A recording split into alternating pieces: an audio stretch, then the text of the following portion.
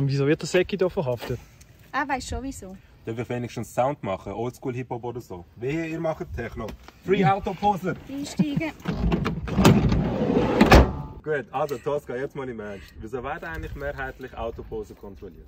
Also in Basel werden nicht explizit Autoposen kontrolliert. Es werden oft Autos kontrolliert, die irgendwelche Teile dran haben, die verboten sind. Oder den Motor aufheulen, irgendwie, dass sie auffällig da rumfahren. Ja gut, ich bin eigentlich auch kein Fan von Leuten, die irgendwie Auspuff auffüllen lassen.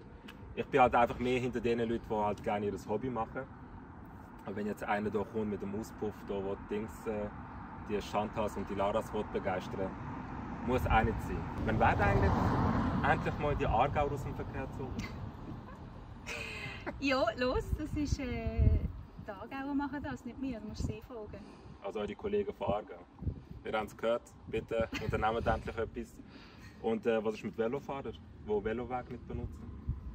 Ja, die wir natürlich auch berücksichtigen. Wir den alle gleich kontrollieren. Okay. Sicher?